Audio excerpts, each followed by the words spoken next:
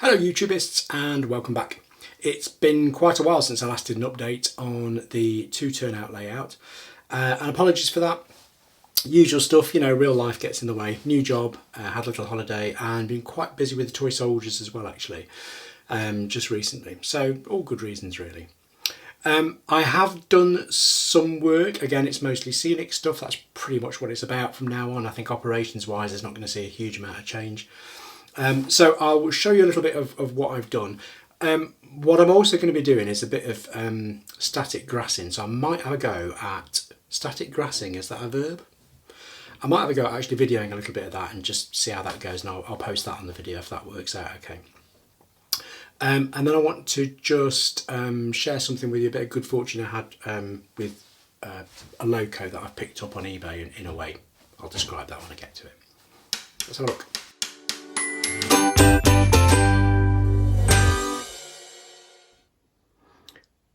By way of a recap, the layout is around about 8 feet long and just using 2 turnouts to switch a couple of light industries down the end. You can have a look at my other videos to find out a little bit more about that.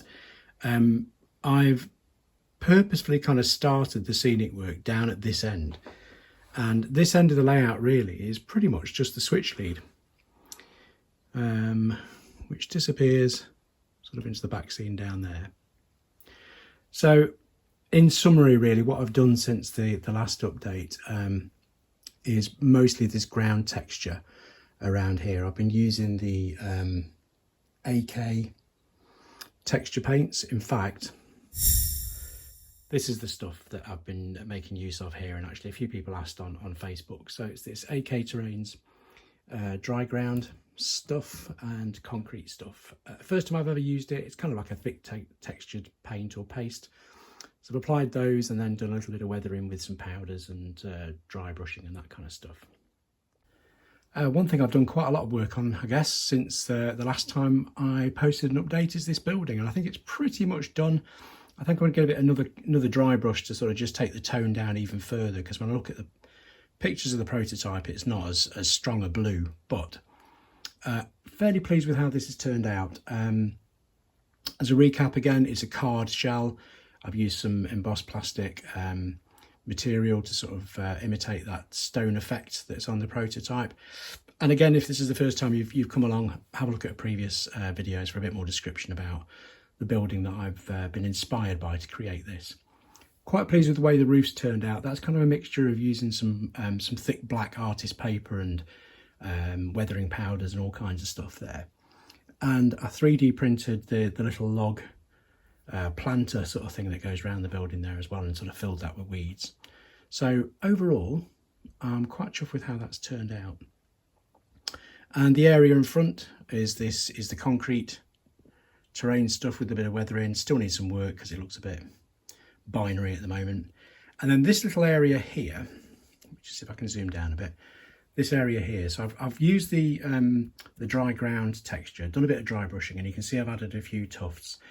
This area is now going to get static grass, along with a little bit over the back there. It looks quite pleasingly sort of desert, if you like, at the moment, but that's not really the vibe I'm kind of going for. So looking again at prototype pictures from the sort of area where I've been looking, that kind of, again, round Monmouth, definitely a little bit more green. And over this area, pardon me panning, but same kind of thing. We're going to get some grass textures there.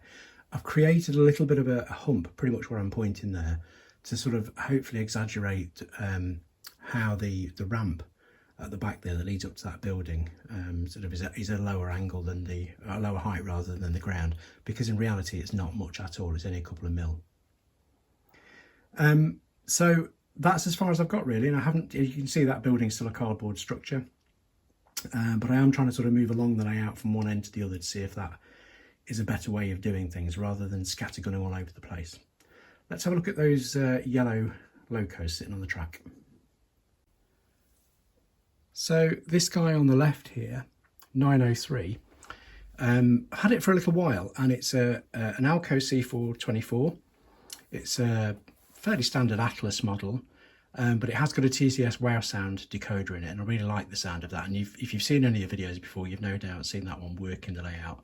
I renumbered it recently to 903, and that's part of a bit of a revision I've been doing around the fictional layout, the fictional company that I'm running, the Yellow Pine Railroad, and the way they number their power.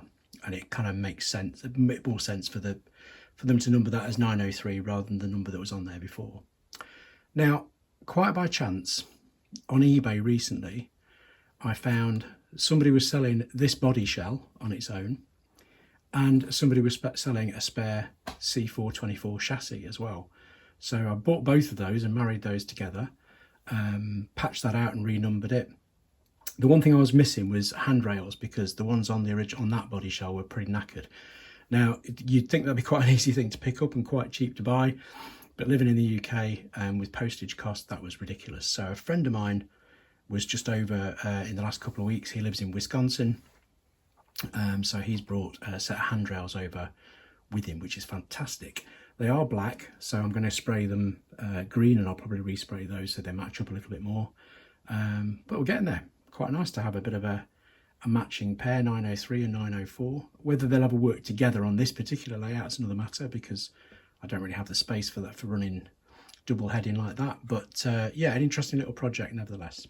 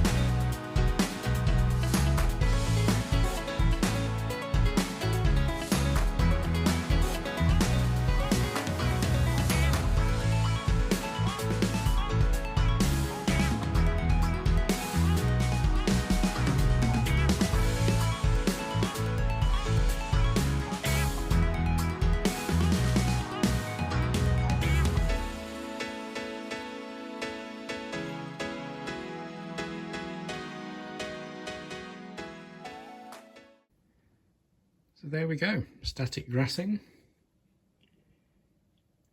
Don't know if it's exactly what I had in mind. I think I was hoping to leave a few more sort of patches, but that's not looking too bad, is it?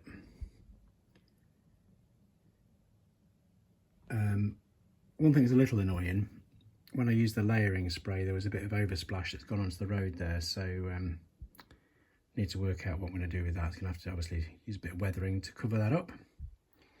So that's about it. I think I'll go. I think the last thing I just wanted to mention was, I think in my little preview video I'd shown you this. So friend Chris Gilbert, who runs the Brownville and Ashland, got a fantastic layout. Mentioned some time ago that he was looking to cut back a load of his HO stock, and I just thought, well, I need to make sure I preserve a little bit of that. So I reached out to him and bought this GP7 off him, which is a really nice little engine. Makes nice noise, and interestingly, I'm pretty sure Chris runs a proto throttle. And that was interesting when I first ran it, because I don't normally use brake and that sort of stuff. So that's got me thinking about using slightly different setup on my power card. I'm starting to use brake and try to do things a little bit more properly, I guess. So that's it. Thanks again for tuning in. I'll try not to leave it quite so long before the next update, but you can see this coming to life.